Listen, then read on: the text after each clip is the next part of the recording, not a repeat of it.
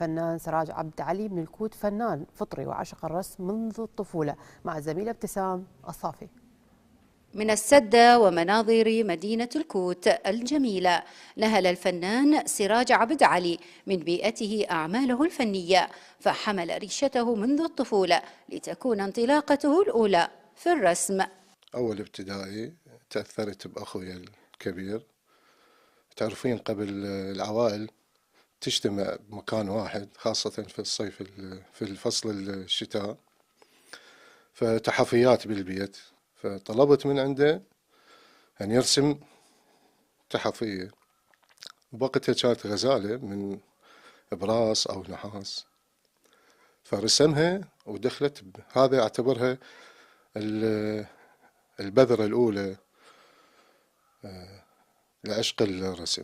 تحدى الواقع ليروي شغفه، فكان محظوظا في التعرف على مجموعة من الفنانين الكبار، وخاصة الفنان الراحل ناصر خانة الذي أصبح المعلم الروحي الذي احتضن موهبته.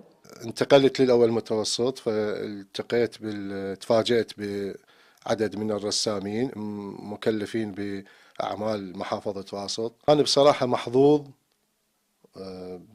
بلقائي مع إنسان خلوق، فتح لي قلبه، فتح لي عقله، فتح لي بيته، وفتح لي مكتبته. ما انقبلت بمعهد فنون الجميلة، فصار عندي تحدي وصراع بيني وبين نفسي بأنه أستمر بهذا الطريق، طريق الرسم والفن. والحمد لله والشكر قدرت أوصل اللي وصلت له هسه، وحضرتك تشوفين أعمالي بدون دراسة وبدون دخول معهد فنون جميلة أو الأكاديمية. فنان قادر على العطاء، ثري بأفكاره، روحه حاضرة في كل أعماله الفنية. لديه طقوس خاصة يمارسها مع أعماله التي تأتي من حواره معها منذ مولد الفكرة وحتى نشأة العمل. أكثر أعمالي ولوحاتي تميل للطبيعة وللرسم الموديل والستيل لايف. طبعا هن هذين 3 أشياء أنا أحبهن. الرسم الموديل عندي متعة بي، أستمتع به لأنه أعتبره في التحدي للوقت.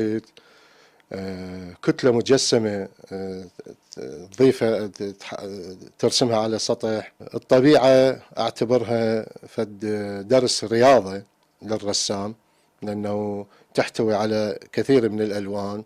أكو حوار بيني وبين اللوحة، أكو إحساس.